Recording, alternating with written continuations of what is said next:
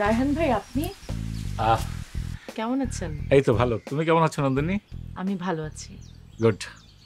তুমি কবে এসছো এখানে? আমি তো এখানেই থাকি। আপনি তো এখানে থাকেন না। না, আমি এখানে থাকি না। এই তো মানে আহ, তুমি আচ্ছা, খালাম্মা খালুজান কেমন আছে? আছে, ভালো আছে। আচ্ছা, একটু ডাকো, একটু সালাম দিয়ে যাই। মা বাবা তো বাড়িতে নেই, দাওয়াত খেতে গেছে। ও আপনি কি আব্বার কাছে কোনো কাজে এসেছিলেন? না, আসলে এই দিক দিয়ে যাচ্ছিলাম, হঠাৎ করে একটা কথা মনে পড়লো, সেই জন্য আসলাম। ও, কি কথা! ভিতরে চলেন না। না না, খালাম্মা খালুজান নেই, পরে এক সময় আসবো। এখানে দাঁড়িয়ে একটা কথা বলে চলে যাই। তোমার হাজব্যান্ড, এটা বলা হয় নাই, খুব ভালো মানুষ, কত সুন্দর দেখতে, ভেরি হ্যান্ডসাম। আমি যখন বাইরে যাই তার আগে একবার দেখা হয়েছিল, very nice man, very nice. মানে এইখানে মোড়ের দোকানে দেখি যে উনি টুকটুক করে সিগারেট খাচ্ছেন। তা আমি আস্তে করে যে বললাম, ভাই আপনি যে সিগারেট খাচ্ছেন নন্দিনী এটা জানে?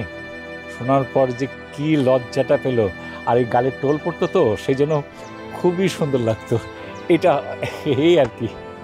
আপনি কিছু জানেন না রায়হান ভাই? না, কিছু জানি। কি হয়েছে? ও তো নেই। ও মানে এখন দেশে থাকে না, তাহলে কোথায় থাকে? অস্ট্রেলিয়া না আমেরিকা? এখন বেশিরভাগ লোকই যারা বাইরেই যায় অনেকে। মারা গেছে।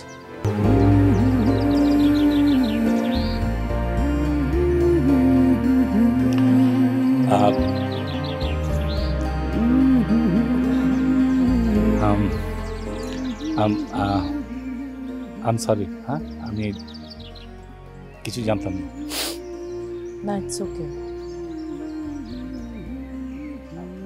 7 মাস হলো ও নেই। অফিস থেকে ফেরার পথে ও রোড অ্যাক্সিডেন্ট হয়। 7 দিন কোমায় ছিল। কোমা থেকে আর ফিরেনি।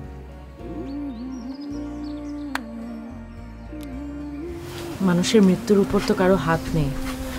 প্রথম প্রথম খুব মন খারাপ হতো আমার। আর বুঝেনি তো, সবাই এসে এসে বারবার সান্ত্বনা দেয়, আমার ভালো লাগে না। তবে এখন আমি নিজেকে সামলে নিয়েছি। চলেন না, ভিতরে বসেন, আমি চা করে দিই আপনাকে 1 কাপ। না থাক। আপনার কথাটা শোনা হলো না, আপনি কি যেন বলতে চাইলেন? আজ না, অন্য একদিন বলবো। ভালো থাক।